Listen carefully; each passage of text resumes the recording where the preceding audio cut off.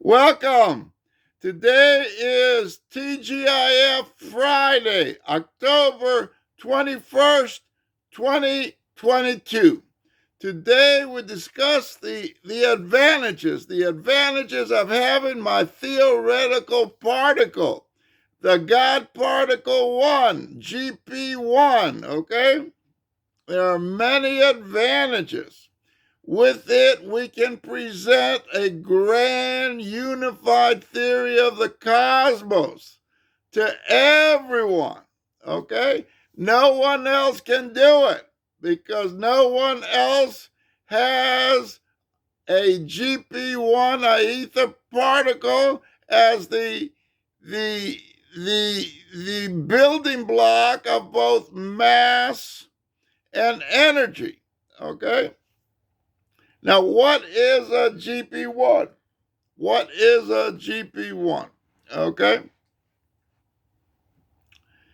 Back in 2017, I looked up Einstein's theory of relativity, and in the first sentence it says, the speed of light in a vacuum is constant.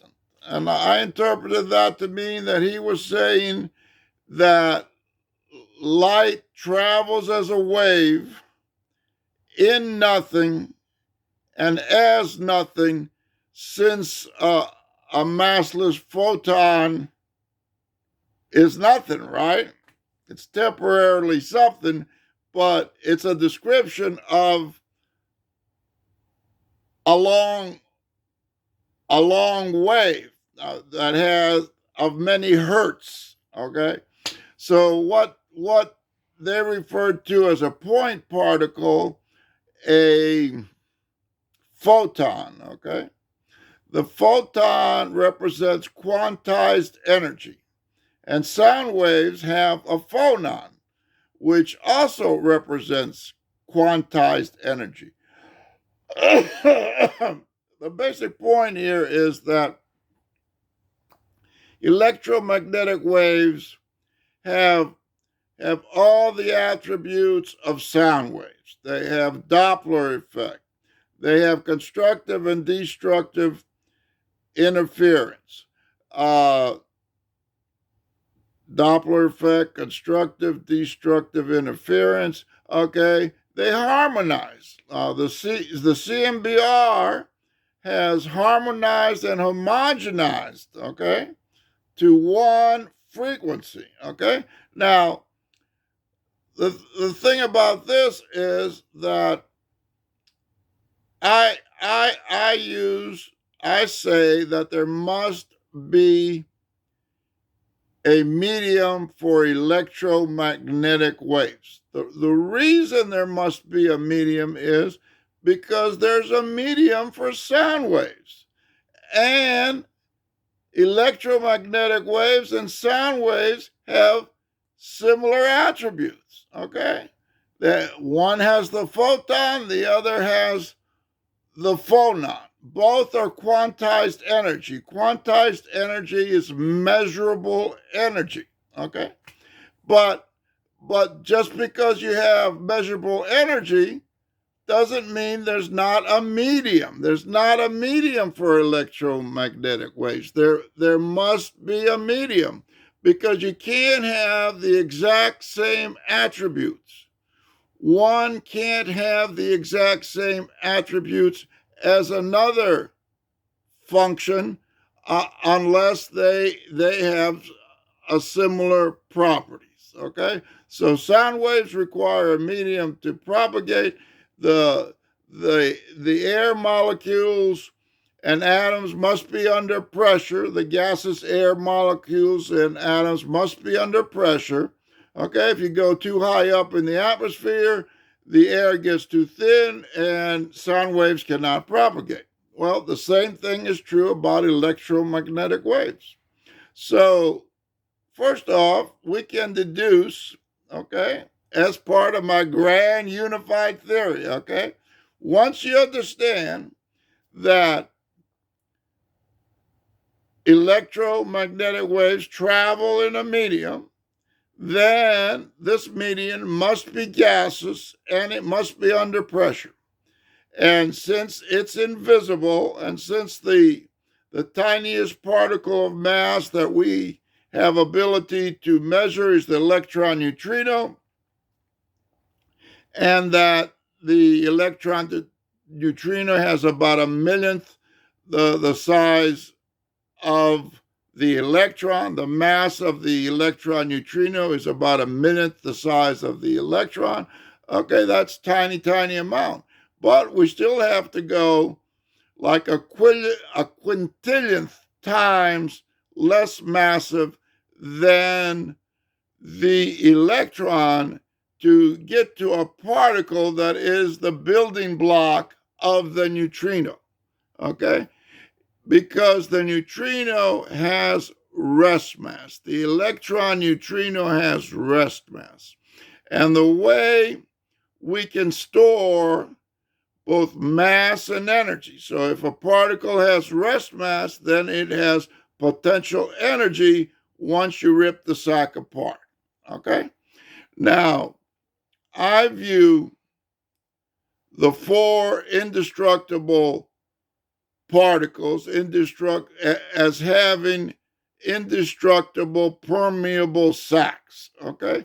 So that's the nucleon that spits out an electron and becomes a proton and an electron. Okay. Oh, so I might as well hit you up with this right off. Okay.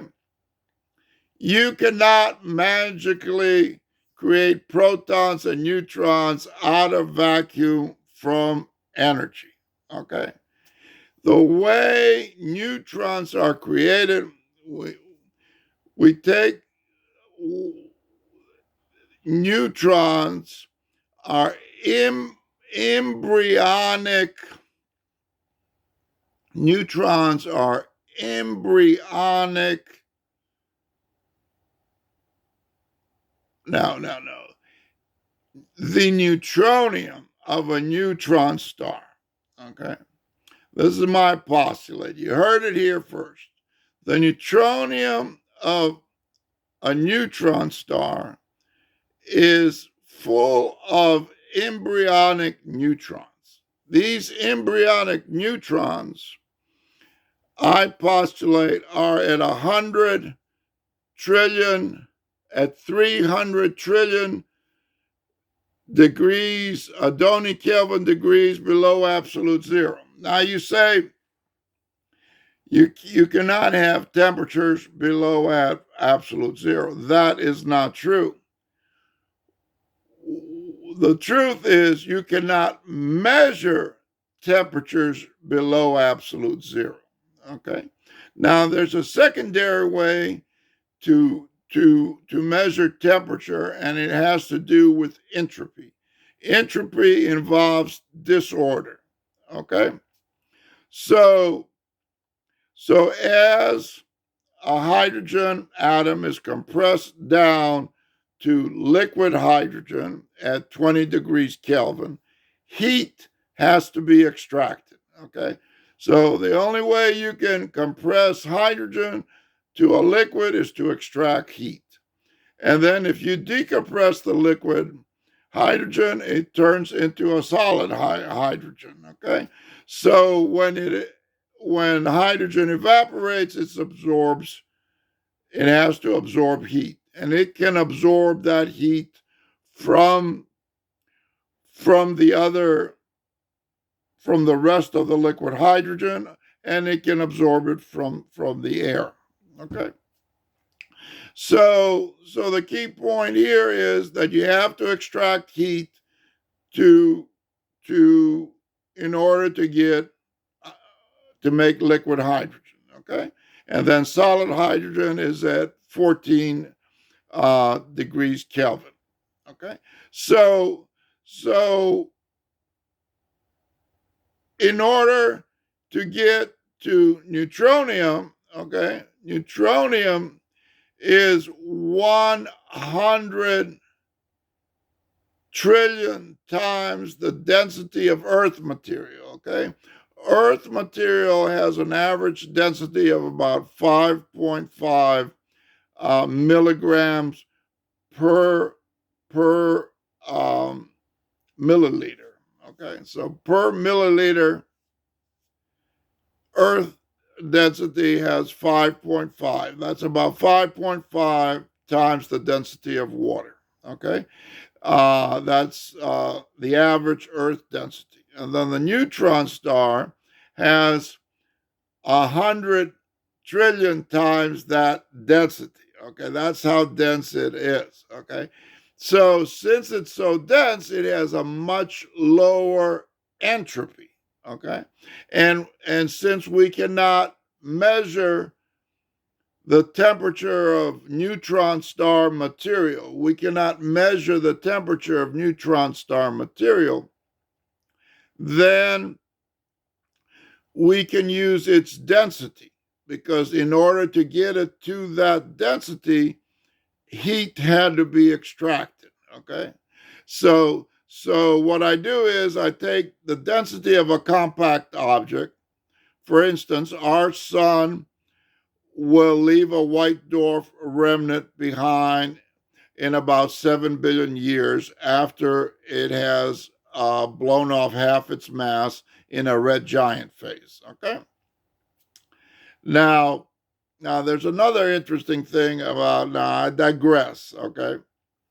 So another postulate of mine is that gravity is a function of matter heating up, and as matter heats up, it stores dark energy and conservation of energy. So our sun has been heating up for about 5 billion years since it was a cloud. Okay, since the material in our sun was a cloud at at 10 degrees Kelvin. Okay, it collapsed. Okay, so what I say is gravity is a function of matter heating up. Okay, so we are given that as our sun, as the cloud that made our sun collapsed, it heated up, and the collapse continued, and gravity grew exponentially as the matter heats up. And our sun has been heating up from 10 degrees Kelvin, and it's going to continue heating up for another 5 billion years, okay?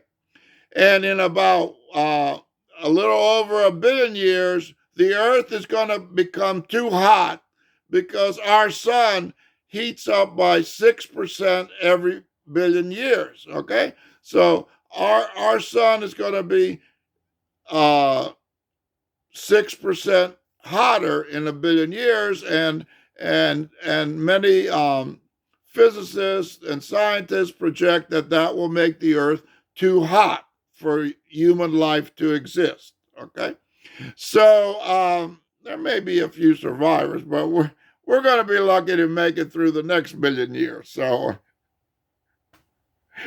999 more million years, you know. Okay, so the sun heats up by 6% a year, and the rate of heating is growing. Okay, so what I say is that's going to increase gravity if the rate of heating stays the same, and gravity is going to increase. Okay, so but in 5 billion years, our sun is going to start cooling. And all the dark energy stored during the first 10 billion years that our sun was being was living, was shining, during the 10 billion years that our sun was shining, okay, and generating gravity, it was storing dark energy in broad conservation of energy terms. So once our sun starts cooling in 5 billion years, then the dark energy comes out. Now we have the same thing on Earth too. uh, what? Okay, so let's go to Adoni's theoretical GP1 back again. Okay, so I grow matter from the GP1.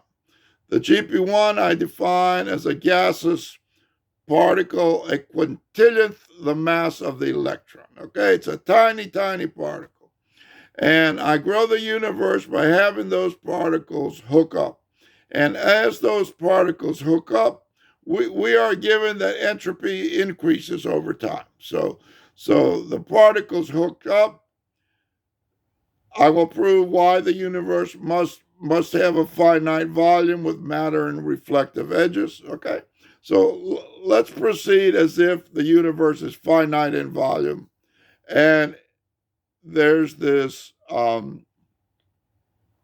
low entropy gaseous particle, the GP1. That's all there is in the universe, just the GP1. Okay, and then a little bit of a bounce develops in the universe, and that bounce translates to a higher pressure in the center of the universe, and and and and the GP1s hook up. As the GP1s hook up and form strings, then you get more entropy and disorder in the universe, and you develop more pressure, which increases the pressure in the center of the universe. Now, all this is occurring over infinite time. Eventually, you have strings woven from GP1s. The strings, no, you have strings developing from GP1s hooking up. Then what I postulate is the GP1s got hooked up into sacs, okay, just as phospholipids made the first plant cells on Earth. Okay, so you have a tiny phospholipid strings, protein chains, and they eventually form the outer casing of a plant, and then the inside form. Okay, so I grow nucleons. I grow them from GP1s. Okay, GP1s hook up into strings. The strings hook up, get woven into sacs. The sacs fill up with compressed GP1s, and eventually you get the electron neutrino. Okay, now an interesting thing about the electron neutrino is neutrinos oscillate. Neutrinos oscillate. They have eigenstates. Okay, so what scientists have discovered about the missing neutrinos is that neutrinos from our sun, they oscillate, and when they pass Earth, they have three different flavors. Okay, so my explanation is not complete. Okay, there's what's bananas or something. If you Google neutrino oscillations, you can look up what's bananas, and the girl there, she explains these eigenstates magnificently. Okay, so we are given that electrons, electron neutrinos have three different flavors and three different sizes. Okay, so you got the electron neutrino, you got the muon neutrino, and you got the tau neutrino. You got three different sizes, and each flavor has all those three sizes, those three mass sizes. Okay, and they argue that the neutrinos oscillate to different sizes. So what I'm saying is, back before there were electrons, as pressure increased in the center of the universe, as entropy increased, as GP1s formed electron neutrinos, those electron neutrinos eventually grew 1,000,000 times and reach the size of electrons. Okay, and then they grew a little bit more, and they made up quarks, and then the up quarks and the electrons hooked up together to make quarks. Okay, and then eventually the sacks grew to where you had like a proton sack and a neutron sack, and it's all about survival of the fittest. Okay, so I'll have to continue this later. I'm losing my voice, so um, uh, okay. I do want to mention that the GP1 inside the permeable proton sack. Okay, we know that there is both mass and potential energy inside the proton sack. And I say that the mass and energy inside the proton sack is in the form of compressed GP1s. Now, the exact mechanics that cause all this is going to have to wait to my next talk. Okay, thank you so much for listening. Have a wonderful day. Bye.